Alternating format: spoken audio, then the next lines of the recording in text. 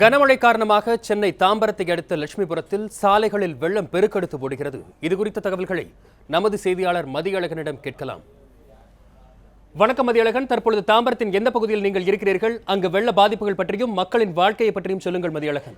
மேற்கு தாம்பரத்தில் உள்ள அதாவது முடிச்சூர் செல்லக்கூடிய சாலை லட்சுமிபுரம் என்ற இடத்தில் நான் நிற்கிறேன் வசந்த். இந்த சாலை என்பது மிகுந்த நீங்கள் எனக்கு அறிமுகத்திலே குறிப்பிட்டது போல ஒரு வெள்ளப்பெருக்கு எடுத்து ஓடுகின்றது நாம் நிச்சயம் சொல்லலாம். இதற்கு காரணம் என்னவென்று இங்கே கேட்டபோது என்ன சொல்கிறார்கள் என்றால், இரும்புலியூர் ஏரி அது அந்த ஏரியை உடைப்பு ஏற்பட்டதாகவோ அல்லது அந்த ஏரியில் இருந்து அதிக அளவில் தண்ணீர் திறந்து விடப்பட்டதால் தான் இந்த பகுதியில் இந்த அளவுக்கு ஒரு வெள்ளப்பெருக்கெடுத்து ஓடுகிறது.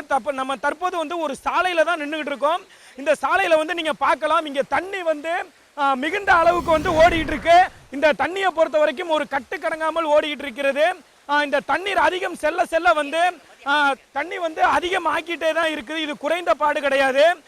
இந்த பகுதியிலிருந்து இங்கே உள்ளே செல்லக்கூடிய கிருஷ்ணாபுரம், அதே போல உள்ளே வரதராஜபுரம் போன்ற பல்வேறு பகுதிகளுக்கு செல்லக்கூடிய மக்கள் முழுதுமாக அவர்களுடைய ஒரு தொடர்புங்கிறதே முற்றிலுமாக துண்டிக்கப்பட்டு இருக்கிறது. இங்கே நிலைமை மிகுந்த ஒரு மோசமாகவே இருக்கிறது. கடந்த ஒரு 3-4 தினங்களுக்கு முன்னாடி, அதாவது கடந்த வாரங்களில் பெய்த கனமழையில் கூட இந்த அளவுக்கு ஒரு தண்ணீர் பெருக்கு கிடையாது வசந்த். இந்த தண்ணீர் பெருக்கு என்பது தற்பொழுது ஒரு வழக்கத்தை விட மிக அதிகமாக இருக்கிறது. உள்ளே இருக்கக்கூடிய, அதாவது இந்த கிருஷ்ணாபுரம் இது போன்ற பகுதிகளில் இருக்கக்கூடிய மக்கள் அனைவருமே படகுகள் மூலமாகவும் ஜேசிபி இயந்திரங்கள் மூலமாகவும் டிராக்டர் மூலமாகவும் மீட்கப்பட்டு வருகிறார்கள். அது மட்டும் இல்லாமல் உள்ளே பல்வேறு இடங்களில் மீட்கப்படாத மக்கள் சாலை, அதாவது அவர்களின் வீடுகளின் மேற்கூரையில் பொதுமக்கள் காத்து கொண்டு இருக்கின்றனர். இதே போன்று பல்வேறு வீடுகளை நம்ம பார்க்கிறோம். பல்வேறு இடங்களில் பொதுமக்கள் வீடுகளில் நின்று கொண்டிருக்கிறார்கள். இவர்களை பொறுத்த வரைக்கும், அதாவது அவர்களது குடியிருப்புகளுக்குள் தண்ணி புகுந்து விடக்கூடாது என்பதால் அவர்கள் இந்த தண்ணீரை, அதாவது தடுக்கும் பணியில் ஈடுபட்டு இருக்கிறார்கள். இந்த சாலை முழுக்கவே மிகுந்த தண்ணீர் காடாக காட்சியளிக்கிறது வசந்த். மதியழகன், மேற்கு தாம்பரத்தில் கிருஷ்ணாபுரம், லட்சுமி நகர் மற்றும் முடிச்சூர் போன்ற பகுதிகளில் வெள்ளம் அதிகமாக பாதித்திருப்பதாக கூறுகிறீர்கள். இந்நிலையில் உடைந்துவிடும் என்ற பயத்தில் இரும்புலியூர் ஏரி திறந்துவிடப்பட்டிருக்கிறது என்றும் கூறியிருக்கிறீர்கள். இரும்புலியூர் ஏரியின் அருகாமையில் இருக்கின்ற வீடுகளின் மக்கள் நிலை என்னவாக இருக்கிறது? அந்த மக்கள் பாதுகாப்பான இடத்திற்கு அப்புறப்படுத்தப்பட்டார்களா மதியழகன்? இந்த தண்ணீர் இவ்வளவு, இந்த சாலையில் ஒரு ஆறிலிருந்து தண்ணீர் திறந்து விடப்பட்டால் எந்த அளவிற்கு தண்ணீர் வருமோ, மதகுகளிலிருந்து தண்ணீர் திறந்து விடப்பட்டால் எந்த அளவுக்கு தண்ணீர் வேகம் வருமோ அந்த மாதிரியான ஒரு நீர் வரத்து தான் இந்த சாலையில் சென்று கொண்டிருக்கிறது. இதற்கு காரணமாக மக்கள் தெரிவித்த கருத்து தான், இரும்புலியூர் ஏரி திறந்து விடப்பட்டதாக மக்கள் தெரிவித்த கருத்தை தான் நாம் பதிவு செய்திருக்கிறோம். நமக்கு அது குறித்த தகவல் எதுவும் இதுவரை உறுதியாக வரவில்லை வசந்த். இந்த அளவிற்கு தண்ணீர் இருப்பு இங்கே இருந்தாலும் அதிக அளவில் சென்று கொண்டிருக்கிறது. இந்த பகுதியில் தீயணைப்பு வாகனங்கள், தீயணைப்பு வீரர்கள் மக்களை மீட்பதற்காக நின்று கொண்டிருக்கிறார்கள். அதே போல சாலைகளின் நடுவில் கயிறு கட்டப்பட்டு இருக்கிறது. இந்த கயிறு எதுக்கு என்றால், இந்த தண்ணீர் செல்லும் வேகத்தில் மக்கள் யாரும் அடித்து சென்றுவிடக்கூடாது என்பதால் இந்த கயிறை பிடித்தவரை மக்கள் அனைவரும் மீட்கப்பட்டு வருகிறார்கள். அதே போல அதிகாரிகள் தொடர்ந்து இந்த பகுதியில் மீட்பு பணியில் ஈடுபட்டு இருக்கிறார்கள் வசந்த். இந்த பகுதியில் இருக்கக்கூடிய ஏராளமான வாகனங்கள் அனைத்துமே நீரில் மூழ்கி இருக்கிறது. நம்மால் கூட இங்கிருந்து தொடர்ந்து முன்னேறி செல்ல முடியவில்லை. தொடர்ந்து இந்த பகுதி முழுக்கதுமே ஒரு கடும் பாதிப்புக்கு உள்ளாகி இருக்கிறது. அதே போல அந்த ஜிஎஸ்டி சாலையில் இருக்கக்கூடிய அந்த குரோம்பேட்டை போன்ற பகுதிகளிலும் கடுமை சாலைகளில் வெள்ளம் பெருக்கெடுத்து ஓடுகிறது. இதன் காரணமாக பல்வேறு இடங்களில் வாகனங்கள் திருப்பி விடப்படுகிறது. தொடர்ந்து போக்குவரத்தும் கடுமளவில் பாதிக்கப்பட்டு இருக்கிறது. மக்கள் ஆங்காங்கே என்ன சொல்கிறார்கள் என்றால், எங்கள் வீடுகளுக்கெல்லாம் தண்ணீர் புகுந்து விட்டது, நாங்கள் இப்பொழுதுதான் ஒரு இயல்பு நிலைக்கு திரும்பி வந்தோம், அதற்குள்ளாகவே தங்களது வீடுகளுக்குள் தண்ணீர் புகுந்து இருக்கிறது என தெரிவித்திருக்கிறார்கள். குறிப்பாக இப்போது நீங்க நேரலையில் பார்த்து வரும் இந்த சாலை என்பது கடும் மழையில் கடுமையாக, அதாவது ஒரு வாரத்திற்கு முன்பு கடுமையாக பெய்த மழை காரணமாக இந்த அளவில் இந்த பகுதி தான் கடுமையாக பாதிக்கப்பட்டு இருந்தது. தற்பொழுது அந்த இடத்தில் தான் நம்ம நின்று கொண்டிருக்கிறோம். பாதிப்புகள் அனைத்துமே சரி செய்யப்பட்டு இருந்த நிலையில் இன்று மீண்டும் இந்த அளவிற்கு பாதிப்பு ஏற்பட்டு இருக்கிறது வசந்த். தண்ணீர் வரத்து என்பது தற்போது வரை தொடர்ந்து அதிகரித்து கொண்டே வருகிறது.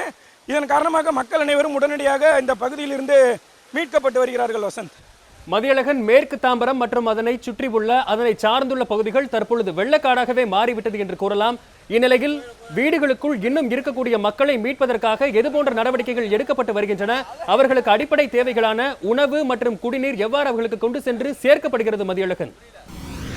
நிச்சயமாக நம்ம இந்த பகுதியில் வரும்பொழுது நம்ம முதல் கண்ட காட்சி என்னவென்றால் ஜேசிபி இயந்திரத்தின் மூலம் மக்கள் மீட்கப்பட்டார்கள். அதன் பிறகாக படகுகள், அதாவது நம்ம கடந்த முறையே என்ன பார்த்தோம் அப்படின்னா நீலாங்கரை பகுதியிலிருந்து வந்திருந்த மீனவர்கள் வந்து மீட்பு பணியில், அதாவது மக்களை மீட்கும் பணியில் ஈடுபட்டிருந்தார்கள். தற்பொழுதும் வந்து நீங்கள் பார்க்கலாம், அதாவது ஒரு படகில் வந்து மக்கள் மீட்கப்பட்டு ஒரு பாதுகாப்பான இடங்களுக்கு கொண்டு வரப்பட்டிருக்கிறார்கள். இது பாதுகாப்பான இடம் என்று நாம் நிச்சயம் சொல்ல முடியாது. ஏனென்றால் இந்த இடத்தில் தான் தண்ணீர் வந்து அதிக அளவில், இது ஒரு பள்ளமான பகுதி என்பதால் தண்ணீர் வந்து அதிக அளவில் இருக்கிறது. நீங்கள் அந்த காட்சியை நீங்கள் நேரலையில் கூட பார்க்கலாம். கை குழந்தையுடன் ஒரு பெண்மணி வந்து மிகுந்த சிரமத்திற்கு உள்ளாகி இருக்கிறார்கள். அதே போல் ஒரு வயதான பெண்மணியும் அந்த படகிலிருந்து இறங்குகிறார்கள். தொடர்ந்து வந்து படகுகள் வந்து இந்த மீட்பு பணிகளில் ஈடுபட்டு இருக்கிறது வசந்த். அதே போல தீயணைப்பு வீரர்களும் இதில் ஈடுபட்டு இருக்கிறார்கள். இந்த பகுதி முழுக்கமே வந்து இந்த பகுதியில் இருக்கக்கூடிய கடைகள் அனைத்துமே அடைக்கப்பட்டிருக்கிறது. அது மட்டும் இல்லாமல் இந்த பகுதியில் இருக்கக்கூடிய ஒருவர் வந்து நம்மிடம் இருக்காரு. அவரிடம் இது தொடர்பான பாதிப்புகள் எப்படி இருக்குது என்பது கேட்கலாம். சார், நீங்க சொல்லுங்க, இப்போ இந்த தண்ணி வந்து இந்த அளவுக்கு எப்பயிலேருந்து இவ்வளவு அதிகமா போகுது? உங்களுக்கு மீட்பு பணிக்கு என்ன மாதிரியான உதவி எல்லாம் பண்ணிட்டு வராங்க? இது வந்து 16ஆம் தேதி வந்து வெள்ளம் வந்தது. ஆனால் இந்த ஏரியாவில் வந்து அவ்வளோ பாதிப்பு கிடையாது. ப்ளூ ஜாக்கர் சிடிஓ காலனியில் தான் பலத்த பாதிப்பு, போட்டு வசதிகள்லாம் செஞ்சிருந்தாங்க. ஆனால் இன்று காலை இருமலியூர் ஏரி உடைச்சதுனால இவ்வளோ சேதாரம் ஏற்பட்டிருக்கிறது. தண்ணி ஓவராக ஓடுகிறது. தீபாவளிக்கோ அதுக்கு முன்னாடியெல்லாம் இந்த மழைக்கெல்லாம் கிடையாது. இன்றைக்கு தான், இன்றைய ஒரு நாள் ஓவராக இருக்கிறது. சார், இப்போ உங்களுக்கு இந்த பகுதியில் வந்து இவ்வளவு தண்ணி நிற்குது, நாங்களே தொடர்ந்து பார்க்குறோம் நேரலையில். அது என்னன்னா, கடையெல்லாம் மூடி இருக்குது, எந்த கடையுமே இல்லை. மக்கள் எல்லாம் கூட வெளியில் மீட்கப்பட்டு வர்றாங்க. உங்களுக்கான உணவுகள், தண்ணீர் போன்ற அடிப்படை வசதிகளுக்கு உங்களுக்கு உதவி எதுவும் பண்ணாங்களா? இல்லை நீங்கள் எந்த மாதிரியான உங்கள் தேவைகளை பூர்த்தி செஞ்சுக்கிறீங்க? இது வரைக்கும் பண்ணிட்டு இருந்தாங்க. 4 நாளைக்கு முன்னாடி வரைக்கும் பண்ணியிருந்தாங்க. மழை இல்லை. இன்று உணவுகள் எல்லாமே ஏற்பாடும் பண்ணி தருவாங்க. நகராட்சியிலேருந்து பண்ணி தருவாங்க. சேர்மனு எல்லாம் பண்ணி தருவாங்க. இன்று வரை எதுவும் உதவிகள் பெறவில்லை. ஆனால் இனிமேல் பண்ணி தருவாங்க. தண்ணி வடிஞ்ச பிறகு பண்ணி தருவாங்க. ஏதோ தங்க வச்சுருக்காங்க. ஸ்கூலில் வந்து பெருங்குளத்தூர் ஸ்கூலு, கல்லடப்பாளையம் ஸ்கூலு, எல்லா ஸ்கூலில் தங்க வச்சுருக்காங்க. எல்லாத்தையும் தங்க வச்சுருக்காங்க. நீ வந்து சாப்பாடு உணவுகள் அரேஞ்ச் பண்ணிக்கிட்டு இருக்காங்க. எனக்கு கொடுப்போம், கண்டிப்பாக கொடுப்பாங்க. இப்போ இதுக்கு முன்னாடி ஒரு கடும் மழை பெய்து இருந்தது. அப்போலேருந்து நம்ம தொடர்ந்து இந்த பகுதியில் பார்த்துக்கிட்டு இருக்கிறோம். இங்கே இருக்கிற மக்கள் எல்லாமே வந்து முகாம்களில் தங்க வைக்கப்பட்டிருந்தார்கள். மக்களுக்கு வந்து ஹெலிகாப்டரில் வந்து உணவுகளும் வழங்கப்பட்டு இருந்தது. இடையில ஒரு 3-4 நாட்கள் மழை பெய்யல. இப்போ திடீர்னு மழை பெஞ்சிருக்கு. இதில் வந்து நீங்கள் உங்கள் இயல்பு வாழ்க்கைக்கு இடையில திரும்பினீங்களா, இல்லை நீங்கள் முகாம்கள்லேயே இருந்தீங்களா? இப்போ இருக்கக்கூடிய இப்போ இந்த அளவுக்கு ஒரு மழையாகட்டும், இவ்வளவு ஒரு பெரிய வெள்ளம் வந்து சாலையில் போயிட்டு இருக்குது. இதனால் உங்களுக்கு எந்த அளவுக்கு நீங்கள் பாதிப்பு இப்போ உங்களுக்கு இருக்குது? பாதிப்புன்றது வந்து 16ஆம் தேதி பெஞ்ச மழையில் பாதிப்பு ஏற்பட்டது. ஒரு வார காலமாக வெளியே போக முடியல. முகாமில் தான் தங்கியிருந்தாங்க. வீட்டிலேயே தங்கியிருந்தாங்க. ஒரு வார காலத்துக்கு அப்புறம் 4 நாள் கேப் விட்டது. இயல்பு நிலை திரும்பி ஸ்கூல்லேருந்து எல்லாத்தையும் நேற்று அனுப்பி வச்சுருந்தோம். திருப்பியும் நைட்டே எல்லாத்தையும் முன்னெச்சரிக்கை சொல்லி எல்லாத்தையும் வெளியே எடுத்தாச்சு. ஆனால் இன்றைக்கு வந்து முடிச்சு ரோடில் இணைப்பு சாலை படைப்பு போகும் வழியில் இவ்வளவு பெரிய பாதிப்பு இன்றைக்கு தான். இதுக்கு முன்னாடி பெஞ்ச மழைக்கெல்லாம் கிடையாது. வாகனங்கள்லாம் போய்கிட்டு இருக்கோம். 2 வீலர் போய்கிட்டு இருக்கோம். வாகனங்கள்லாம் போயிட்டு இருக்கோம். ஆள் நடமாட்டங்கிட்டு இருக்கோம். ஆனால் இன்றைக்கு தான் வந்து பெருத்த பாதிப்பு. இன்றைக்கு தான் இரும்பலூர் ஏரி உடைத்ததுலேருந்து இன்றைக்கு தான் பெருத்த பாதிப்பு. அதாவது 2005 ஒரு மழை வந்தது, அப்போ கூட ஒரு பாதிப்பு கிடையாது. தீபாவளி மழை வந்தது, அப்போ ஒரு பாதிப்பு கிடையாது. 16ஆம் தேதி வெள்ளம் வந்தது, அது ப்ளூ ஜாக்கர் சிடிஓ காலனி தான் பாதிப்பு. ஒரு ஆள் உயரத்துக்கு தண்ணி வந்தது. ஆனால் இந்த இடத்துல வந்து இன்றைக்கு தான் பாதிப்பு. அது எதனால் வந்ததுன்னா இரும்பலூர் ஏரி உடைச்சதுனால பெருத்த பாதிப்பு. இந்த பாதிப்பை வந்து எப்படி தான் சமாளிக்க போகிறாங்க என்னன்றது தெரியல. இது வந்து தொடருமா, இதோட முற்றுமா, அதனால் தெரியல. இப்போ மழையும் வந்து தொடரும் அப்படின்னு சொல்லிட்டு வானிலை மையம், ஆய்வு மையம் சார்பில் சொல்லியிருக்காங்க. இப்போ இந்த பகுதியை பொறுத்த வரைக்கும், அதாவது அந்த மழை முடிஞ்சதுக்கு அப்புறமா இந்த பகுதியில் வந்து வெள்ளமெல்லாம் வடிஞ்சிருந்தது. அதுக்கப்புறம் வந்து உங்களுக்கு அரசு தரப்பிலிருந்து அதிகாரிகளோ அல்லது இந்த பகுதியில் இருக்கக்கூடிய சட்டமன்ற உறுப்பினர்கள், பாராளுமன்ற உறுப்பினர்கள் அவங்கெல்லாம் உங்களை வந்து எதுவும் பார்த்தாங்களா? நீங்கள் பாதிக்கப்பட்டதற்கான உங்களுக்கு நிவாரணம், ஏற்கனவே பாதிக்கப்பட்டதற்கான நிவாரணம் எதுவும் கொடுக்கப்பட்டதா? இப்போவும் வந்து இந்த அளவுக்கு இப்போ இவ்வளோ கடுமையாக தண்ணி போயிட்டு இருக்குது. அரசு தரப்புலேருந்து உங்களுக்கு எதுவும் உதவிகள் எதுவும் செய்யப்பட்டதா? அரசாங்கம் வந்து சேர்மன் வந்தாங்க, மினிஸ்டர் வந்தாங்க, அதிகாரிகள் எல்லாரும் வந்தாங்க, வந்து பார்த்தாங்க. முகாமில் தங்க வச்சிருக்கவங்களும் உணவு கொடுத்தாங்க, படுக்க பாய் கொடுத்தாங்க, பெட்ஷீட் கொடுத்தாங்க, எல்லாமே கொடுத்தாங்க. ஆனால் நேற்று முகாமில் இருந்து எல்லாத்தையும் கூட்டு வந்தாச்சு.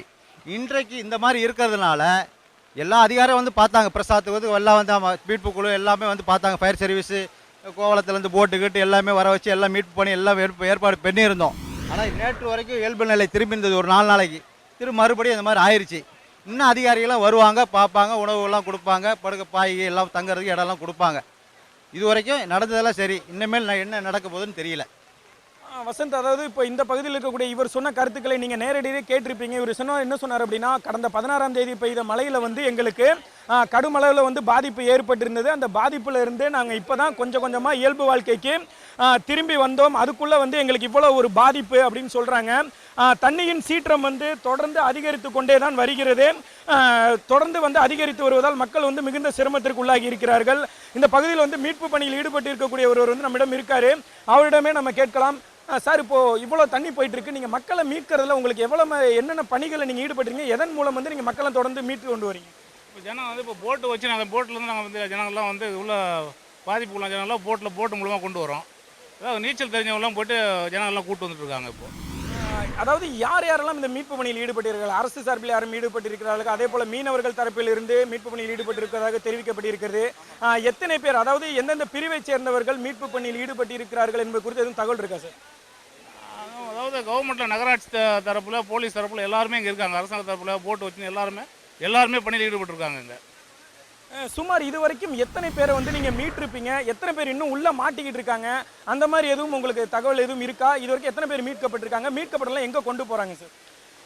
இது வரைக்கும் மீட் பண்ணது ஒரு 300 பேர் இருக்குங்க சார். 300 பேர் வந்து எல்லாத்தையும் எடுத்து நகராட்சி ஸ்கூலில் போய் எல்லாம் ஸ்டே பண்ணி வைக்கிறோம்.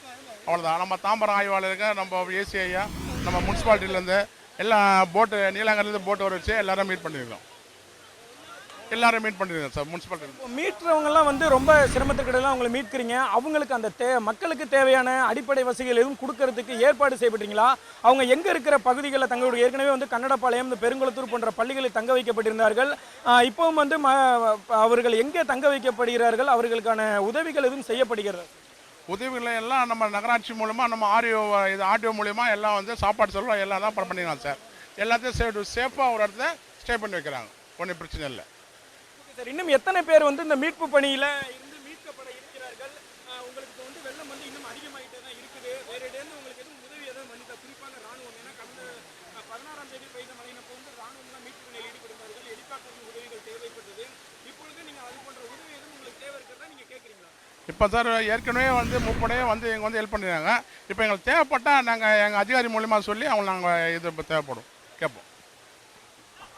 அதாவது வசந்த், இப்போ இவங்க சொன்னதை நம்ம கேட்டிருக்கோம். இந்த பகுதியில் வந்து தற்போது வரை வந்து சுமார் 300 பேர் மீட்கப்பட்டிருக்கிறார்கள். இன்னும் வந்து ஏராளமான மக்கள் வந்து இந்த பகுதியில் வந்து இன்னும் உள்ளே வந்து இன்னும் உள்ளே இருக்கிறார்கள். இதன் காரணமாக தொடர்ந்து வந்து மீனவர்களும் சரி, அரசு தரப்பிலும் சரி மீட்பு பணியில் ஈடுபட்டு இருக்கிறார்கள். தொடர்ந்து வந்து மீட்பு பணி நடைபெற்று வரும் என தெரிவிக்கப்பட்டிருக்கிறது.